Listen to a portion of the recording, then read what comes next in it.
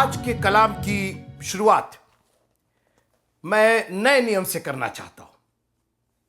अरे क्या हो गया भाई, अभी तक तो पुराने नियम की पुस्तकों की बात चल रही थी, उसका अध्ययन चल रहा था। बिल्कुल चलेगा, उसी की बात चलेगी, लेकिन हम शुरुआत नए नियम की इस पुस्तक से करना चाहते हैं।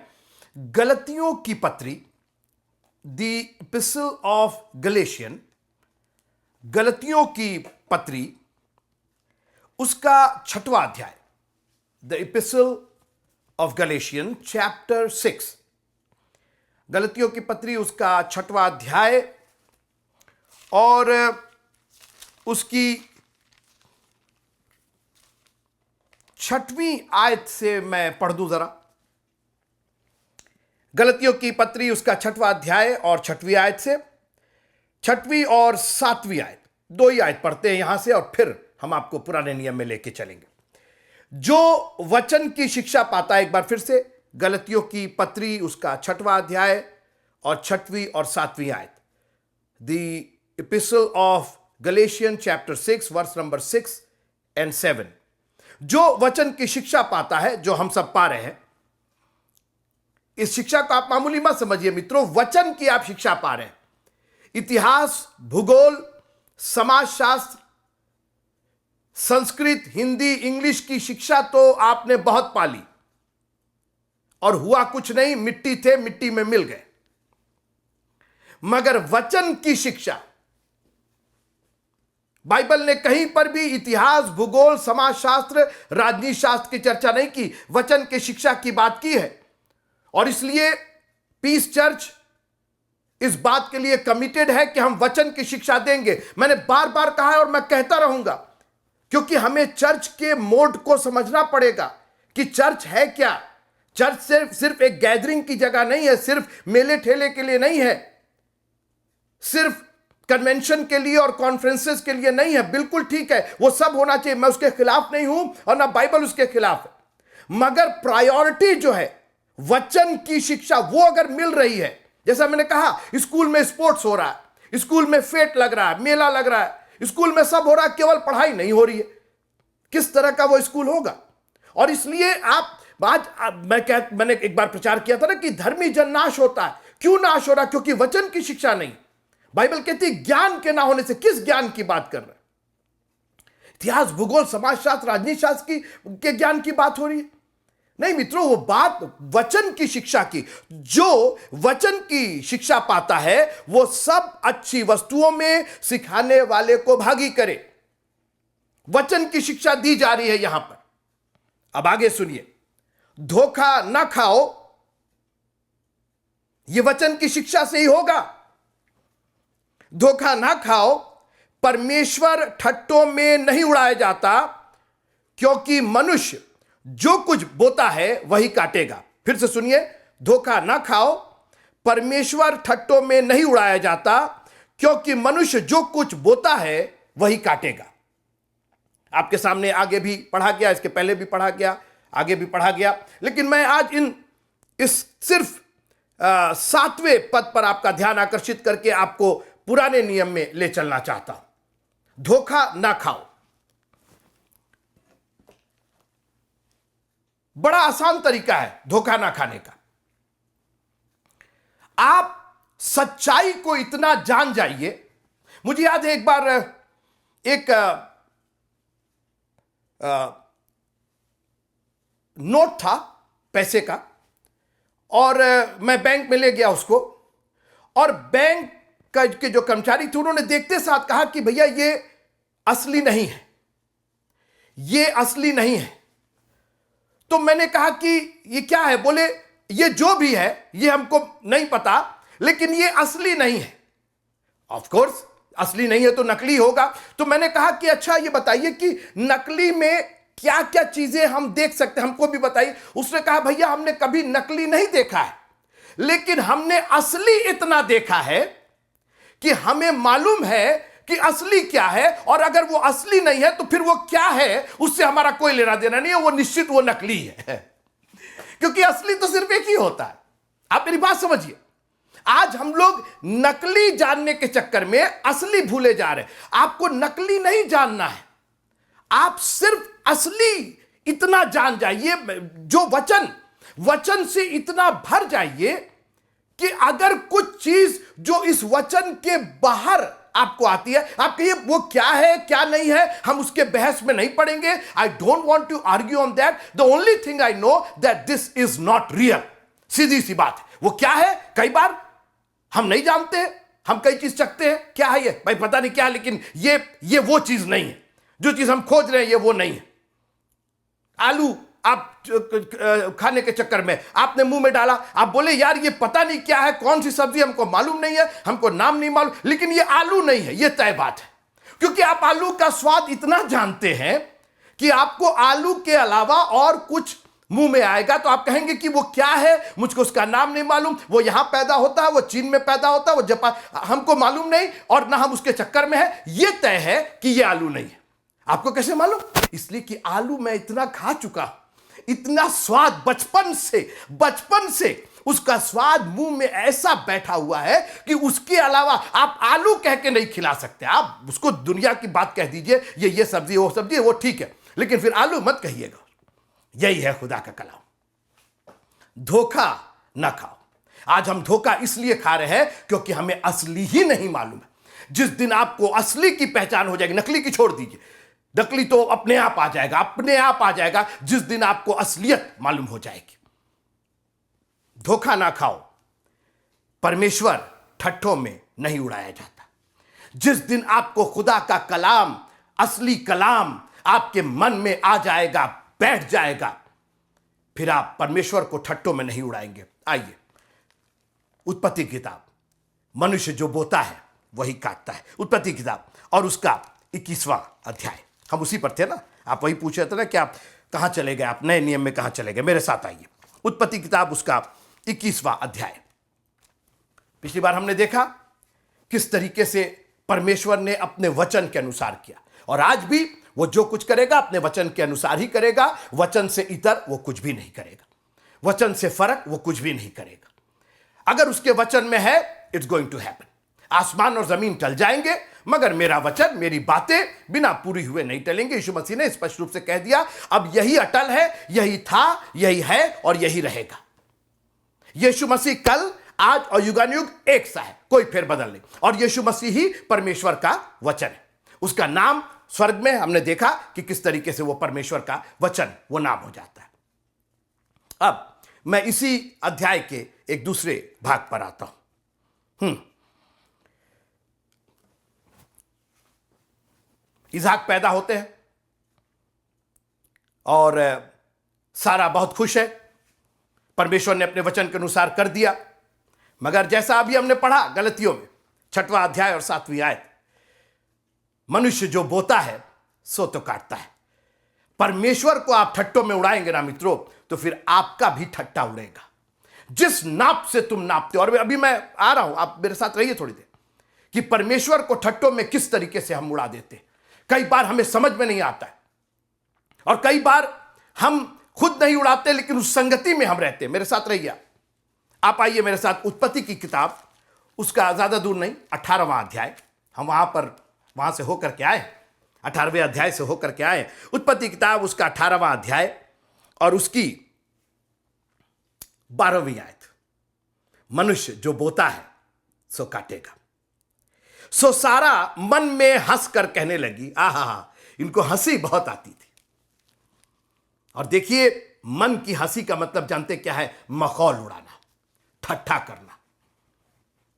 अरे मैं तो मनी मन हंस रहा था, मैं तो मनी मन। देखिए, जोक्स होते हैं, चुटकुले होते हैं, तो आप खुल कर कहते, कोई मन में नहीं हंसता, अरे उस जोक पर तो कोई मनी मन हंसे नहीं। मन का हंसना जो है ना, वो किसी के लिए आप ठट्टा उड़ा रहे हैं, आप किसी को ह्यूमिलिएट कर रहे हैं, आप किसी को एम्बैरस कर रहे हैं, आप किसी की निंदा कर रहे हैं। ये मन का हंसना है। ये एक मुहावरा है, याद रखिएगा, मन में हंसने का। मन में खुश होता है, आप मन में आप हंस रहे हैं, इसके मतलब कोई किसी के बारे में गलत बात हो रही है, आप कुछ किसी के बारे में गलत सोच रहे हैं। सुनिए, मन में हंसकर कहने लगी, मैं तो बूढ़ी हूं और मेरा पति भी बूढ़ा है, तो क्या मुझे यह सुख होगा? तब यहोवा ने इब्राहिम से कहा, सारा ये क्यों कर हंसी?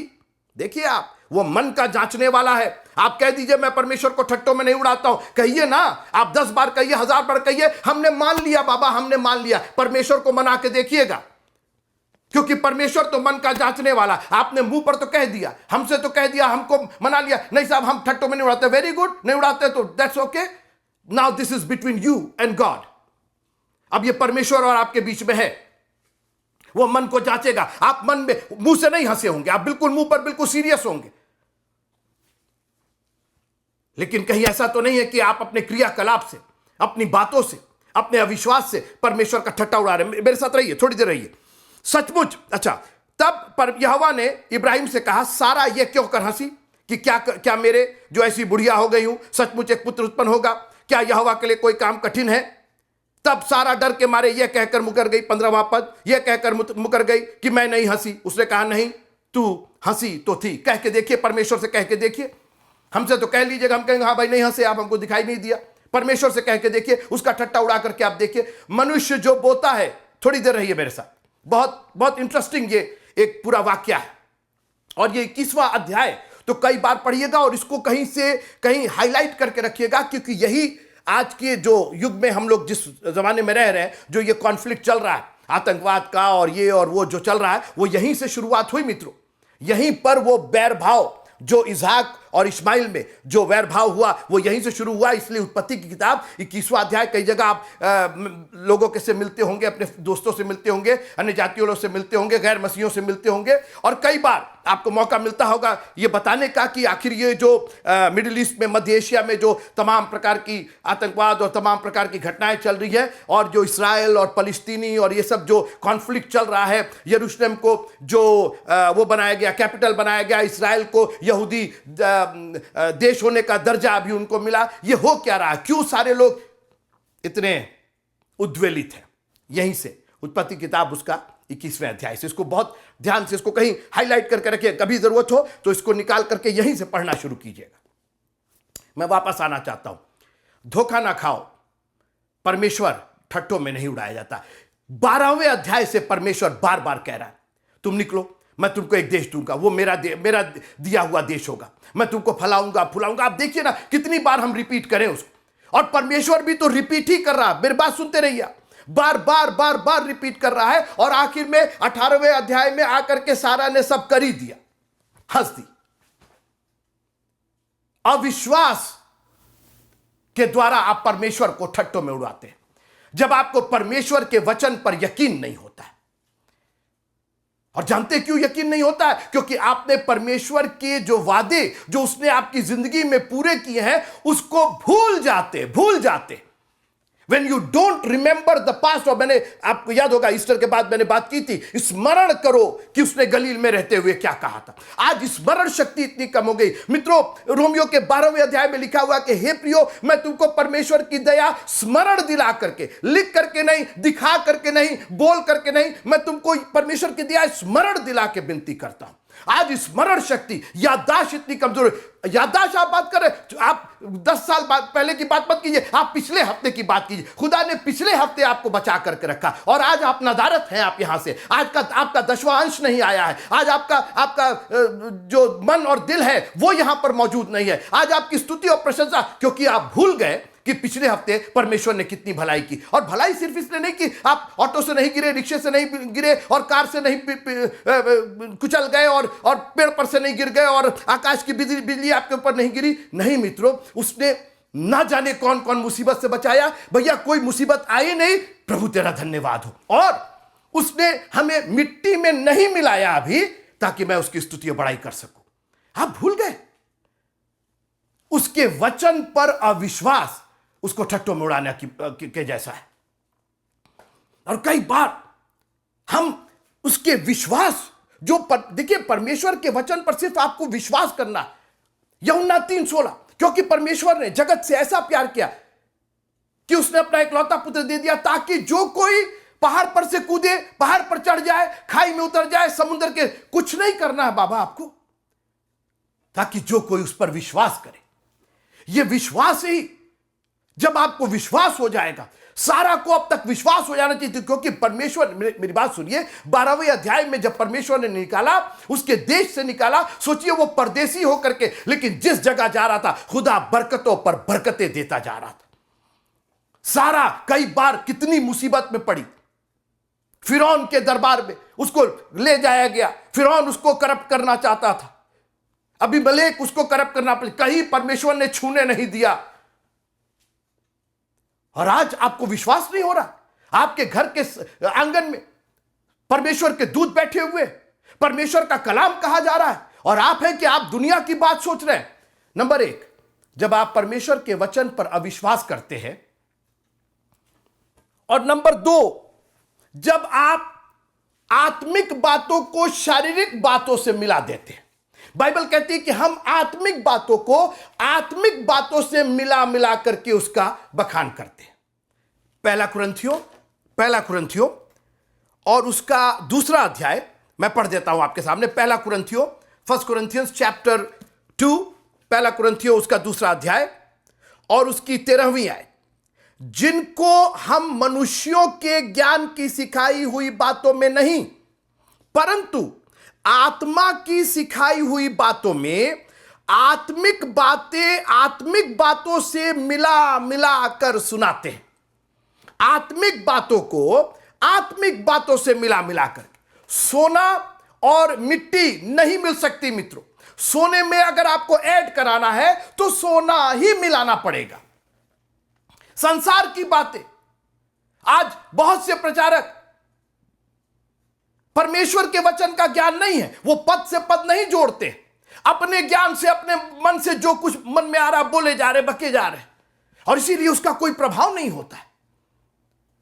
सारा का प्रॉब्लम था जो ठट्टा उड़ाने का था, वो शरीर की बातों को आत्मा की बातों से मिला रही थी। सुना आपने, मैं तो बूढ़ी हूं और मेरा पति भी बूढ़ा है। शरीर की बात हो रही है। कहां परमेश्वर का वचन, वो 2 दूत परमेश्वर के वचन की चर्चा कर रहे हैं। अगले साल इसी ऋतु में जब मैं आऊंगा, तुझे पुत्र उत्पन्न होगा, वंश होगा। मैं तो बूढ़ी हूं। क्यों? शरीर को आत्मा से मत मिलाइए। आत्मिक बातों को आत्मिक ही बातों से मिला करके अपने मन का कोई एक्सप्लेनेशन मत दीजिए। आप ठट्ठों में उड़ाएंगे। आप ठट्ठों में उड़ाते हैं जब अविश्वास करते हैं, ठट्ठों में उड़ाते हैं जब शारीरिक बातों को या आत्मिक बातों को शारीरिक बातों से मिलाते हैं, और आप उसको ठट्ठों में उड़ाते हैं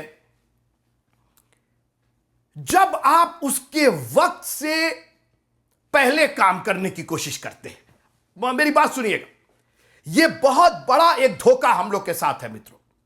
हम लोग को यह समझ में नहीं आता है कि वक्त, समय, काल चक्र यह परमेश्वर का बनाया हुआ है, और इसलिए आपको बहुत धीरज से यह वर्ड अपने मन में रख लीजिएगा, क्योंकि बाइबल सीधे से बात करती है, जो अंत तक धीरज धरेगा, अंत तक, यानी अपने जीवन के आखिरी तक, अपने प्रोमिसेस के पूरे होने तक, जो अंत तक धीरज धरेगा, उद्धार तो उसी का होगा। क्योंकि धीरज आपको परमेश्वर के समय के साथ चलना सिखाता है। जब आप परमेश्वर के टाइम से बगावत करते हैं, हमको आज ही चाहिए, हमको अभी चाहिए, अभी हुआ नहीं, देखिए ये आप ठट्ठों में उड़ा रहे हैं, क्योंकि उसने तो टाइम बनाया है ना। 1 मिनट, कि आपको किसी बड़े आदमी ने टाइम दिया कि मैं 3 बजे आऊंगा आपके यहां, आप 1 बजे मचलने लगे, अरे आए नहीं अभी तक, ये बताइए, ये कोई तरीका है? इतने बड़े आदमी है, गाड़ी है, घोड़ा। अरे बाबा, वो 1 बजे नहीं बोले हैं आने के लिए, वो 3 बजे बोले हैं। और आज मैं आपको चैलेंज करना चाहता हूं, what time are you pacing with? आप किस टाइम से चल रहे, किस काल से चल रहे? परमेश्वर को ठट्ठों में मत उड़ाइए, धोखा मत खाइए। शैतान आपको धोखेबाज बनाता है। अपने आपको वक्त से, परमेश्वर के वक्त से, परमेश्वर की टाइमिंग से, लिखा है कि ठीक समय पर मसीह हमारा, जब हम पापी हो ही रहे थे, only God knows the timing. हम और आप वक्त के गुलाम हैं, उसके मालिक नहीं हैं। सिर्फ इलेक्ट्रॉनिक घड़ी हो जाने से, सिर्फ बढ़िया महंगी घड़ी हो जाने से, बढ़िया स्मार्टफोन में घड़ी हो जाने से आप वक्त के मालिक नहीं है। वक्त का मालिक तो सिर्फ हमारा खुदावंद है, और इसलिए उसी के साथ चलिए। जब आपने वक्त के साथ बगावत की, मेरे साथ आप पढ़ लीजिए ना, इफिसियों की पत्री उसका 6वां अध्याय, इफिसियों की पत्री उसका 5वां अध्याय, इफिसियों की पत्री उसका 5वां अध्याय और 15वीं आयत।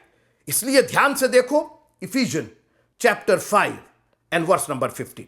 इसलिए ध्यान से देखो कि कैसी चाल चलते हो। निर्बुद्धियों की नाई नहीं, पर बुद्धिमानों की नाई चलो, और अवसर को बहुमूल्य जानो, क्योंकि दिन बुरे। वक्त की नजाकत, परमेश्वर जब वक्त पर चल रहा है, ठंडे समय में, दिन के ठंडे समय में परमेश्वर मालिक है, वो तय करेगा उसको कब आना है।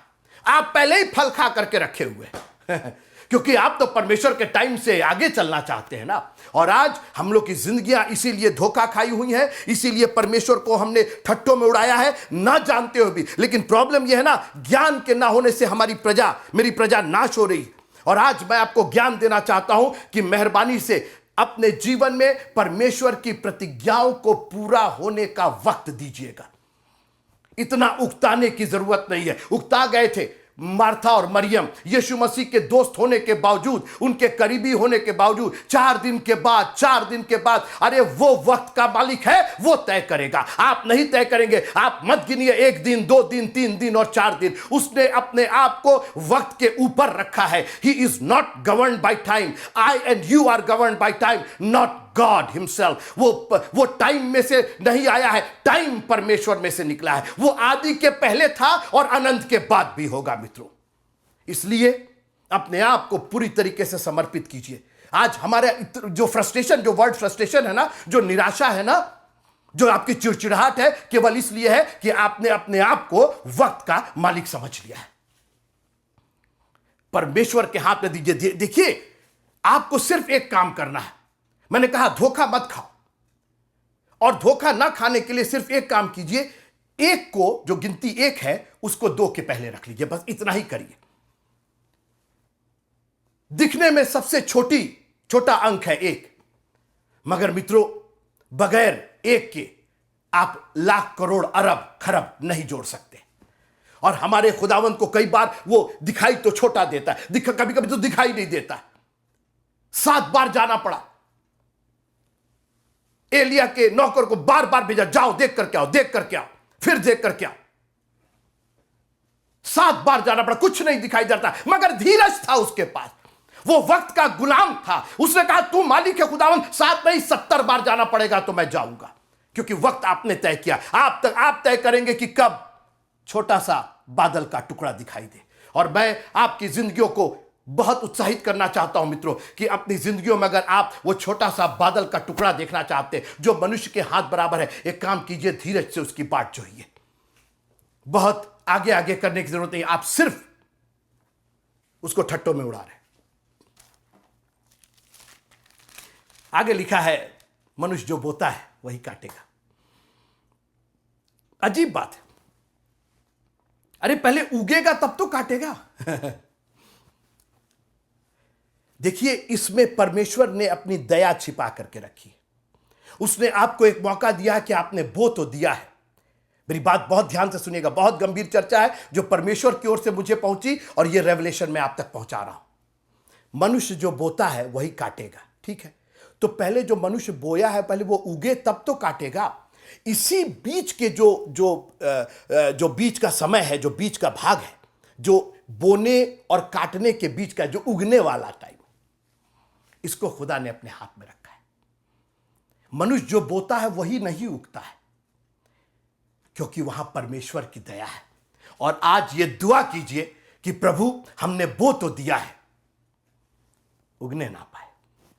अगर आपने गलत बोया, मेरी बात सुनिए आप, अगर आपने गलत बोया, मैं गलत बोलने की बात कर रहा हूं, अगर आपने जंगली दाने बोए हैं, अगर आप बैरी हो गए हैं, उसी खेत में आपने बोया है, कहीं और नहीं, आपने चर्च में बोया है, अपने लोगों के बीच में बोया है, अपने लोगों के प्रति आपने ईर्ष्या रखी, अपने लोगों के प्रति आपने कटे जले बात कहे। अन्य जातियों के सामने तो मुंह नहीं खुलता, लेकिन अपने लोगों के सामने हम कितने बुराई और कितनी परेशानियां करते। आज हमारी मंडलियों में कितने कलह मचे हुए हैं, क्योंकि हम सिर्फ उसी खेत में जंगली दाने बो रहे। दुआ कीजिए प्रभु वो तो हमने दिया है वो उगने ना पाए, क्योंकि अगर उग गया ना तो काटना तो आप ही को पड़ेगा।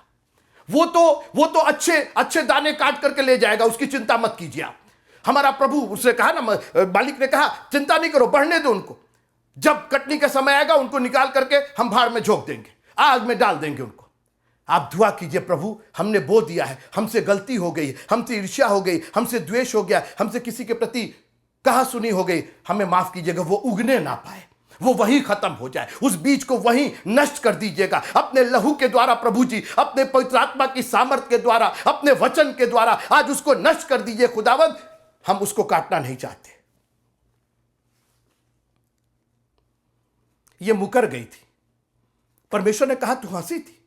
वो मन का जांचने वाला, किससे आप बहस कर रहे हैं?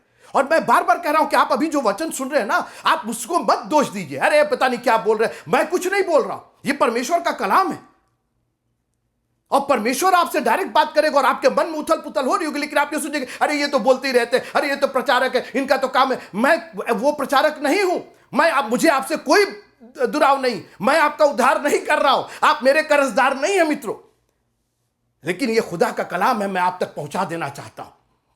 आप खुदा के कलाम से बहस कीजिएगा। उन दूतों ने कहा तू हंसी तो थी। नहीं, मैं नहीं हंसी थी। नहीं, तू हंसी तो क्या कर रहे? धोखा ना खाओ, परमेश्वर ठट्ठों में नहीं उड़ाया जाता, क्योंकि मनुष्य जो बोता है वो काटता है। मैंने कहा कि अगर आपने बो दिया है तो माफी मांग लीजिए कि वो उगे ना, लेकिन सारा ने माफी नहीं मांगी तो काटना तो पड़ेगा ना। माफी नहीं मांगी तो वो बीज तो पड़ा हुआ है, अब वो तो उगेगा, और वो उगा। अब आइए मेरे साथ उत्पत्ति किताब उसका 21वां अध्याय। आप है ना मेरे साथ? उत्पत्ति किताब उसका 21वां अध्याय। हाँ, 8वें पद से पढ़ते हैं। ऊपर का तो हम लोगों ने पढ़ लिया, किस तरीके से परमेश्वर ने अपने वचन के अनुसार किया और वो बहुत खुश थी, और सारा ने जीवनार की और उसका दूध छुड़ाया गया और सब बातें हो गई। आगे आइए, और वो लड़का बढ़ा और उसका दूध छुड़ाया गया, इसहाक के बारे में छुड़ाया गया, और इसहाक के दूध छुड़ाने के दिन इब्राहिम ने बड़ी जीवनार की। अब सुनिए, तब सारा को मिस्री हाजिरा का पुत्र जो इब्राहिम से उत्पन्न हुआ था हंसी करता हुआ देख पड़ा। टमाटर बोइएगा तो टमाटर उगेगा, करेला बोइएगा तो करेला उगेगा, हंसी बोइएगा ना तो हंसी उगेगी, ठट्ठा बोइएगा तो ठट्ठा ही उगेगा। आपने तो हंसी बोई थी ना? नहीं, मैं नहीं हंसी, मैं ठट्ठा नहीं कर रही हूं, मैं सरकास्टिकली नहीं बोल रही हूं, मैं व्यंग्यात्मक रूप से नहीं बोल रही हूं कि मैं बूढ़ी, ये बूढ़े कहा चले, ये हो सकता है क्या, ये हो सकता है। मैंने तो परमेश्वर के वचन पर जो बोएंगे, काश कि सारा ने उसी समय कहा होता कि माफ कीजिए, हमने हंस दिया। आज उनको ये दिन नहीं देखना पड़ता। आज एक दासी की किया कराया तो सारा ही का था, इन्होंने शरीर पर ही मन लगाया था, और आज वही हंसी पलट करके सारा पर आती है।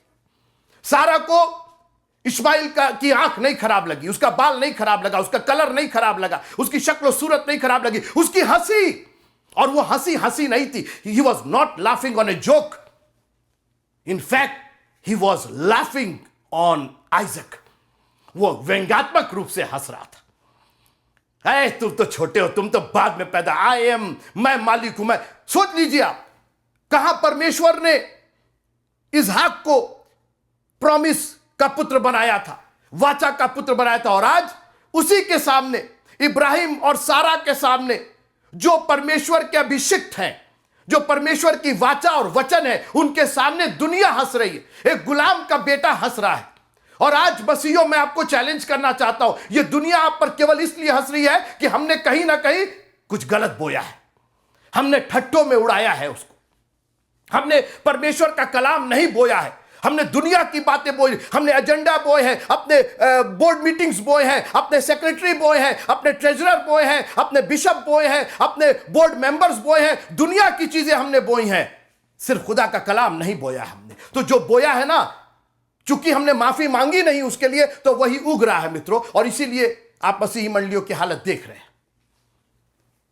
काश कि हमें यह ज्ञान हो जाता, काश की पीस चर्च की इस छोटी सी मंडली से, इस जगह से यह ज्ञान पूरे संसार में फैल जाता, पूरे हिंदुस्तान में फैल जाता कि परमेश्वर के कलाम की अवहेलना नहीं होनी चाहिए। उसको ठट्टों में कहीं जाइए, खुदा का कलाम लेकर के जाइए और आत्मिक बातों को आत्मिक बातों से मिला करके, अपने मन से कोई बात नहीं, कुछ भी कोई कहानी कह दिया, कुछ भी कह दिया, नहीं नहीं, कोई भी उदाहरण नहीं चलेगा। आपको बाइबल की बातें बाइबल के ही पद से जस्टिफाई करनी है।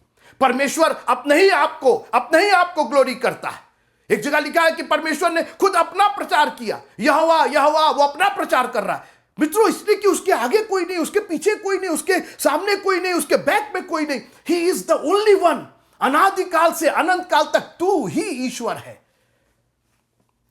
और आज वो हंसी पलट करके आ गई। देखा ना आपने, धोखा ना खाओ, परमेश्वर छट्टों में नहीं उड़ाया जाता। मनुष्य जो बोता है वही काटेगा। अगर आज आपने, एक बार फिर से मैं रिपीट करना चाहता हूं, अगर आपने कुछ ऐसा बो दिया है जो आपको मालूम है कि आपको उसके लिए पछताना पड़ेगा, रोना पड़ेगा, तो आज वो मौका है। अगर आज तुम उसकी आत्मा के, मेरे वचन मत सुनिए मित्रों, आप भूल जाइए कि मैं आपको प्रचार कर रहा हूं, मैं बोल रहा हूं, आप भूल जाइए।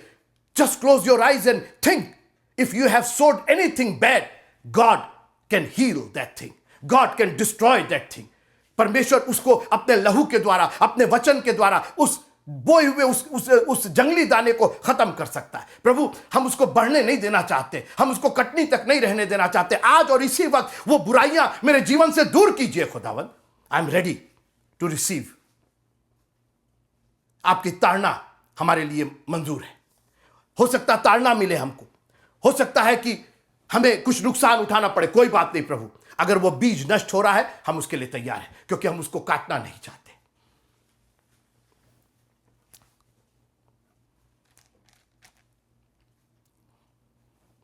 दूसरे दिन सारा को समझ में आ गया कि अब तो उसकी हंसी होती रहेगी। इब्राहिम से फिर उन्होंने, ये दो पार्ट है मित्रों। एक तरफ तो सारा का फेल्योर, सारा जो काट रही थी, लेकिन अब परमेश्वर की दया शुरू होती है। मैं बार बार, देखिए, परमेश्वर की दया से तो हम भाग नहीं सकते, और इसलिए मैं सब कुछ कहने के बाद आपको उत्साहित करूंगा और आपको खुशी दूंगा कि on top of that God is so merciful.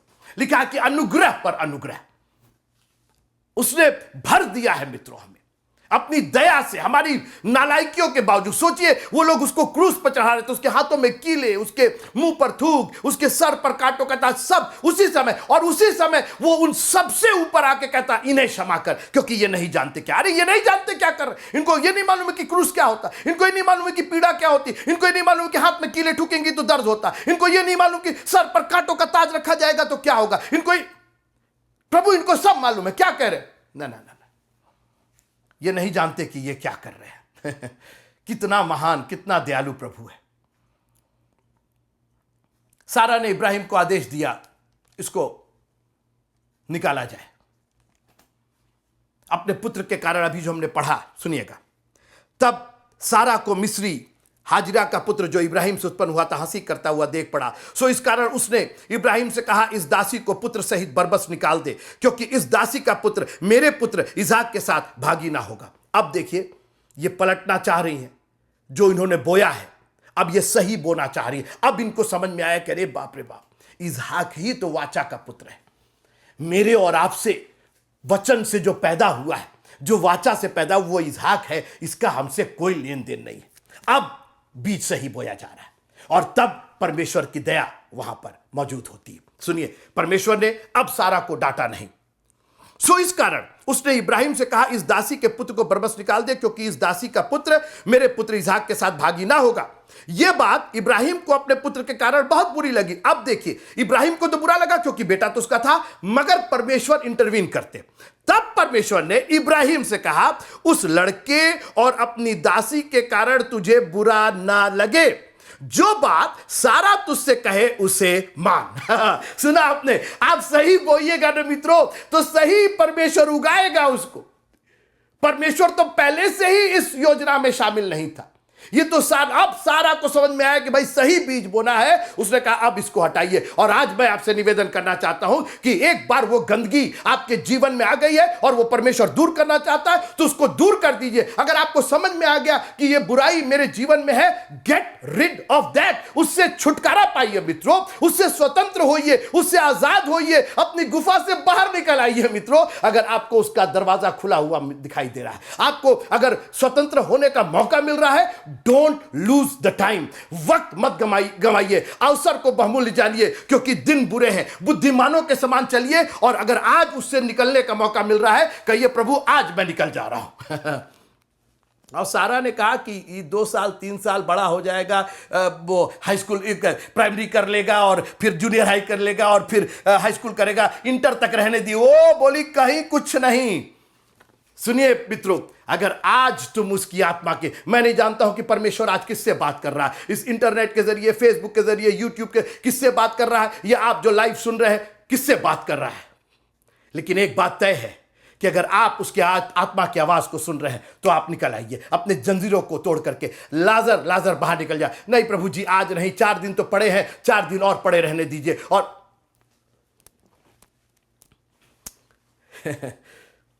परमेश्वर ने कहा कि जो सारा कह रही है अब मान ले।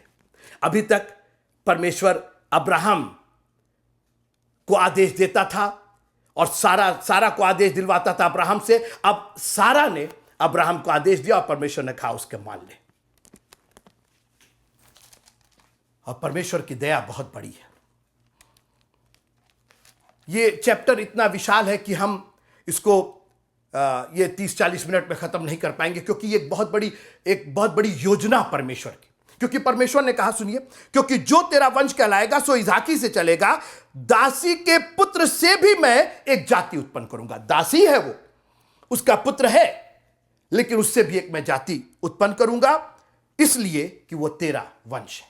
ये परमेश्वर की दया देखिए, कितनों को इंक्लूड करता है परमेश्वर। वो लोग जो उसको सता रहे, वो लोग जिन्होंने उसको बेधा है, लिखा है कि जब वो आएगा तो उसको देखेंगे, छाती पीट करके सिजदा करेंगे, उनको भी मौका दे रहा है प्रभु, जो उसके वारिस नहीं। और उसमें कौन है? हम और आप भी हैं।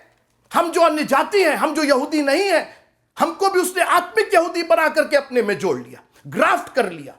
उसने कलम लगा दी, जो अच्छा पेड़ था उसके अंदर हम अन्य जातियों की कलम लगा करके हमारी भी जड़ को एक सुंदर जड़ बना दिया। उसने हमें भी फलने फूलने का मौका दिया। कितना खूबसूरत प्रभु, कितनी बड़ी दया उसकी।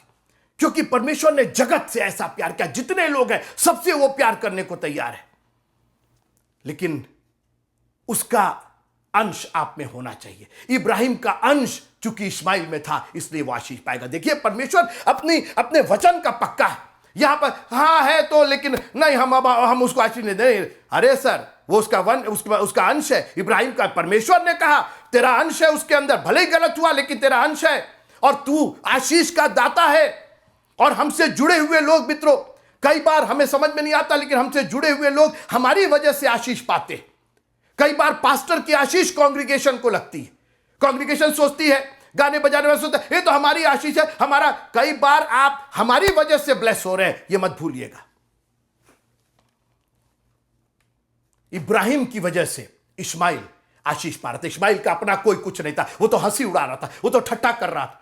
लेकिन इब्राहिम की वजह से, चूंकि इब्राहिम पिता था, उसको आशीष मिली। और आज मैं आपको उत्साहित करना चाहता हूं, जब यीशु मसीह ने दुआ करना सिखाया तो बोला कि पहले उसको अपना बाप बना लो। बाप बन जाओ, वो बाप बन जाएगा, तुम बेटे हो जाओगे, तो आशीष तो तुम्हारी रखी हुई है। मैंने कहा इस्माइल को आशीष हाजिरा की वजह से नहीं, दासी की वजह से नहीं, सारा के किसी काम क्रियाकलाप की वजह से नहीं, अब्राहम की वजह से आशीष मिली। पिता की वजह से उसकी आशीष थी, सारा की वजह से नहीं, हाजिरा की वजह से नहीं, माता की वजह से नहीं, पिता की वजह से। और इसलिए जब दुआ कीजिए, रोज सुबह उठ करके, रोज दोपहर में, रोज शाम को, make sure that you call him your father. आप कहिए our father which art in heaven, हे हमारे पिता तू जो स्वर्ग में है, क्योंकि उसी पिता के अंश हम हैं और उसी पिता की आशीष हम में आ जाएगी।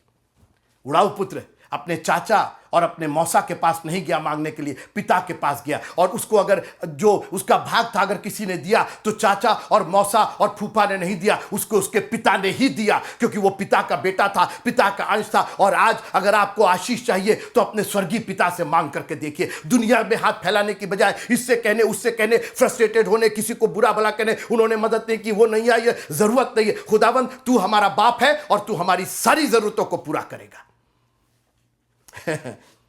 हे हमारे पिता तू जो स्वर्ग में है, तेरा नाम पवित्र माना जाए। तेरा नाम पवित्र होगा तो मेरा भी नाम पवित्र होगा, क्योंकि वही नाम तो मैंने धारण किया है प्रभु जी। आप पूरी घटना पढ़िएगा, वक्त की कमी के कारण हम यही समाप्त करना चाहते हैं। धोखा ना खाओ, परमेश्वर ठट्टों में नहीं उड़ाया जाता। अपने अविश्वास की वजह से, अपने शारीरिक कमजोरी की वजह से परमेश्वर के वचन पर विश्वास नहीं, और फिर वक्त से आगे जब आप काम करते हैं तो आप परमेश्वर को सिर्फ ठट्टों में उड़ा रहे हैं। वो उड़ान आप उड़ा नहीं पाइएगा, आप अपने ही को ठट्टों में उड़ा रहे हैं। एक तरीके से वो लौट करके आप ही का ठट्टा होगा। आप ही की जिंदगी दलिद्रों के समान जिंदगी रहेगी, आप ही की जिंदगी हमेशा निराशाजनक रहेगी। आज उससे निकल आइए ना, वो तो निकालने के लिए तैयार है। एक बार उससे हाथ जोड़ के कह दिए, प्रभु ये बोया तो हमने है लेकिन ये उगने ना पाए, हम काटना नहीं चाहते इसको। और उसके बाद जो आपने गलत किया अब सही करना, अब सही बोना शुरू कर दीजिए। जो चीजें आपसे मेल मिलाप नहीं करती, जो चीजें आपके जीवन के लिए नहीं है, जो परमेश्वर के वचन के विरुद्ध है। इस्माइल इसहाक आ चुका है आपके जीवन में, परमेश्वर का वचन आ चुका है, उसकी प्रतिज्ञा, उसकी आशीषें आ चुकी है। आपने उसके लहू के द्वारा अपने हृदयों को धोया है, अपने जीवनों को आपने सिक्योर किया उसके लहू में। इसलिए इस्माइल से आपका कोई नाता नहीं, अब उस दासी की संतान से आपका कोई नाता नहीं, क्योंकि इनहेरिटेंस परमेश्वर की आशीषें तो सिर्फ इसहाक को आएंगी। परमेश्वर उन पर भी दया करेगा, उनको संभालेगा। परमेश्वर के पास उतनी ताकत है। और आप पढ़िएगा, जब इस्माइल को हाजिरा के साथ निकाल दिया गया तो बार बार परमेश्वर कहता है, सुनिएगा, सो इब्राहिम ने बिहान को तड़के उठकर रोटी और पानी से भरी चमड़े की थैली भी हाजिरा को दी और उसके कांधे पर रखी और उसके लड़के को भी देकर उसको विदा किया। सोचिए, इतना बड़ा आदमी खाली एक रोटी और थोड़ा सा पानी दे करके विदा किया। वो बस ये चाहता था, भैया यहां से तुम जाओ, किसी तरीके से यहां से जाओ। लेकिन परमेश्वर की आशीष तो थी उसके साथ, बाप की आशीष तो थी उसके साथ। और जब थैली का जल चुक गया तब उसने लड़के को एक झाड़ी के नीचे छोड़ दिया। 17वां पद और 16वां पद, और आप उस से तीर भर के टप्पे पर दूर जाकर उसके सामने यह सोचकर बैठ गई कि मुझको लड़के की मृत्यु देखनी ना पड़े। तब वो उसके सामने बैठी हुई चिल्ला चिल्ला के रोने लगी। रो रही थी हाजिरा उसकी माता, और परमेश्वर ने उस लड़के की सुनी। सुना आपने? रो रही थी माता, चिल्ला चिल्ला के रो रही थी हाजिरा, चिल्ला चिल्ला के रो रही थी दासी, मगर परमेश्वर उस लड़के की सुन रहा है। बाप की आशीष, बाप की आशीष, देखा आपने? और उसके दूत ने स्वर्ग से हाजिरा को पुकार के कहा, हे हाजिरा तुझे क्या हुआ, मत डर, क्योंकि जहां तेरा लड़का है वहां से उसकी आवाज परमेश्वर को सुन पड़ रही। प्रॉब्लम यह है, लड़का कहां आवाज कर रहा था? लड़का तो वैसे ही पड़ा हुआ था। आशीष तेरी आवाज नहीं सुनाई दे रही, तू क्यों डर रही? तू तू तू क्यों इतनी परेशान है? तुझे थोड़ी आशीष मिलनी, आशीष तो लड़के को मिलनी। और वही खानदान जो अभी तक चला आ रहा है, इसराइलियों में और पलिश्तियों में आज तक वो युद्ध चला। काश कि किसी को उत्पत्ति 21 कोई पढ़ लेता। आज दुनिया की बातें, और वो ये है वो, अरे बाबा ये वहीं से चला है ये। और परमेश्वर को सुन पड़ी, उठ अपने लड़के को उठा और अपने हाथ से संभाल, क्योंकि मैं उसके द्वारा एक बड़ी जाति बनाऊंगा। बहुत बड़ा ये विषय है, आज हम उस विषय को नहीं छू रहे, कभी मौका मिलेगा उस पर हम बात करेंगे। मगर मित्रों एक बात याद रखिएगा, परमेश्वर की दया बहुत विशाल है और कई बार हम उसकी दया पर क्वेश्चन नहीं कर सकते, आपने उसको क्यों किया, ऐसा क्यों किया। परमेश्वर के पास अपनी योजना है, बस आप एक काम कीजिए, सही बोना शुरू कर दीजिए। क्योंकि आप जो बोएंगे, अगर आपने माफी नहीं मांगी, जो मैं गलत बात कर रहा हूं, गलत बातें जो हम बोलते हैं, अगर आपने माफी नहीं मांगी तो वो उगेगा और काटना आप ही को पड़ेगा, हम ही को पड़ेगा। इसलिए प्रभु हम पर दया करे कि हम परमेश्वर को ठट्टों में ना उड़ाए, क्योंकि धोखा हम ही को हो रहा है। असलियत इतनी जान जाइए कि नकलियत आपके आसपास फटकने ना पाए। नकली आया नहीं कि आपने उसको रिजेक्ट किया, क्योंकि आप असली को जानते हैं, असली के गुणों को पहचानते हैं। जो मशीन नकली नोटों को पकड़ती, उसके अंदर नकली नोटों की बात नहीं रखी गई है कि ये मशीन देखेगी तो वो नकली हो जाएगा। ना, वो मशीन केवल असली पहचानती, और जैसे ही कोई नोट जो असली नहीं है उसको रिजेक्ट कर देगी। वो क्या है क्या नहीं उससे कोई मतलब नहीं, ये असली नहीं है, दैट्स इट। परमेश्वर के वचन से बचपन से अपने बच्चों को खुदा का कलाम, ये असली कलाम समझा दीजिए मित्रों, डीप इनसाइड देम। और इसीलिए हम संडे स्कूल पर इतना जोर देते हैं, इन बच्चों को जानना पड़ेगा, असलियत जानना पड़ेगी, नकलियत की जरूरत नहीं। जिस दिन असलियत जान जाएंगे, इनको कोई डिगा नहीं पाएगा। जिस दिन इनकी जड़ें, इनकी नेवें उस चट्टान पर हो जाएंगी, तो आंधी और तूफान हमको नहीं जानना, हमको यह जानना है कि मेरी नेव चट्टान पर है कि नहीं है। अगर चट्टान पर है तो आंधी आए या ना आए फर्क नहीं पड़ता, आए तब भी टिका रहेगा, नहीं आए तो टिका हुआ है। प्रभु आप सबको बहुत आशीष दे। धोखा ना खाओ, परमेश्वर ठट्टों में नहीं उड़ाया जाता, क्योंकि मनुष्य जो कुछ बोता है वही काटेगा। प्रभु आपको आशीष दे, बुद्धि और ज्ञान दे कि आप अच्छा बीज बोए ताकि अच्छा काटे। प्रभु आप सबको बहुत आशीष दे। जय मसीह।